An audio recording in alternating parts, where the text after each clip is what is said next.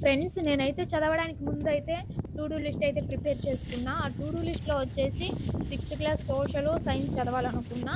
Sixth class social అయితే ముందు చదివాను. Our earth in the solar system అని. ఆ చాప్టర్‌లో మనకొచ్చేసి ఏమేమి ఉంటాయంటే ఖగోళ వస్తువుల గురించి, యూనివర్స్ అంటే ఏంటి, ప్లానెట్స్ గురించి, గ్రహ శకులాల గురించి, గ్రహాలంటే ఏంటి, వాటి గురించి అన్నీ ఉంది. నక్షత్ర రాశులంటే ఏంటి, ఎక్కువ వచ్చేసి ప్లానెట్స్ గురించి, మన భూమి గురించి అయితే ఉంది ఆ యూనిట్‌లో. ఆ యూనిట్ మొత్తం వచ్చేసి మనకు సౌర కుటుంబం, ఆ సౌర కుటుంబంలో గ్రహాలన్నీ ఏ విధంగా సూర్యుని చుట్టూ ఒక నిర్ణీత కక్షల్లో తిరుగుతాయి వాటి గురించి అయితే ఉంది. నక్షత్ర రాశులు అంటే ఏంటి, గ్యాలక్సీ అంటే ఏంటి, పూర్వకాలంలో దిక్కులను నక్షత్రాల సహాయంతో ఎలా గుర్తించేవారు, వాటి గురించి, మళ్ళీ మన భూమి మీదనే జీవం నివసించడానికి గల కారణాలు ఏమిటి అవి కూడా ఉన్నాయి. మొత్తం ఈ చాప్టర్ అంతా వచ్చేసి మనకైతే భూమి గురించి, గ్రహాలు, గ్రహ శకలాలు, తోకచుక్కలు గురించి, మనకు తోకచుక్కలు అంటే ఏమిటి, గెలాక్సీ అంటే ఏమిటి, తోకచుక్కలు ఏ విధంగా మన భూమిని చేరుతాయి, వాటి గురించి అయితే ఉంది. మనం చదివేటప్పుడు ఒకసారి మనకు కొన్ని తెలియని పదాలు ఉంటాయి.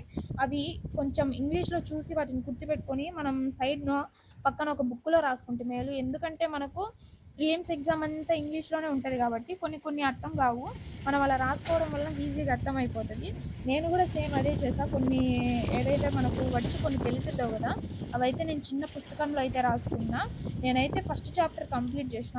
నేను అంత త్వరగా ఫస్ట్ చాప్టర్ వచ్చేసి కంప్లీట్ చేయడానికి గల కారణం ఏంటంటే, నేను ఇంతకుముందు 2 సార్లు చదివిన ఈ ఎన్‌సీఈఆర్‌టీ టెక్స్ట్ బుక్కులను. ఒకసారి ఫస్ట్ సెమ్‌లో ఉన్నప్పుడు ఒకసారి చదివిన.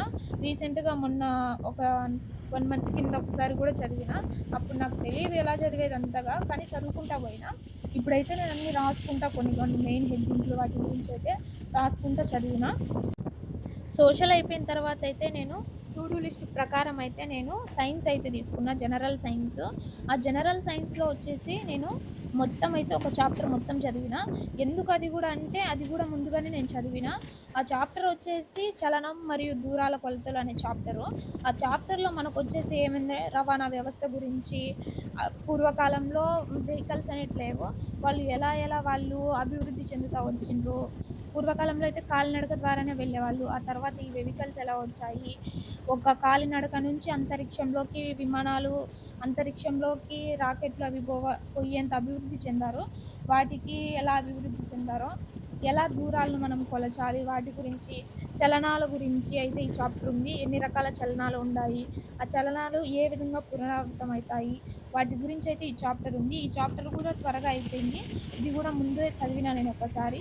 ఇది వచ్చేసి మొత్తం మెజర్మెంట్స్ గురించి, ఎలా ఎలా కొలతలు కొలవాలా, ఎలా ఎలా వీళ్ళు అభివృద్ధి చెందుతా వచ్చిండ్రు, వాటి గురించి అయితే ఉంది. మొత్తం వచ్చేసి ఎక్కువ చలనం గురించే ఉంది, ఎన్ని రకాల చలనాలో. ఇది కూడా నేను త్వరగా అయితే కంప్లీట్ చేసిన ఫ్రెండ్స్. మీరు కూడా ఒకసారి చదివేటప్పుడు కొన్ని పదాలు మనకు తెలిసి ఉండకపోవచ్చు. వాటిని ఒకసారి మనం చిన్న బుక్‌లో అయితే కొన్ని కొన్ని వర్డ్స్ రాసుకుంటే మనకు ఈజీగా అర్థమైపోతాయి. అవి గుర్తుంటాయి ఇంకెప్పుడైనా వచ్చినా గూడా.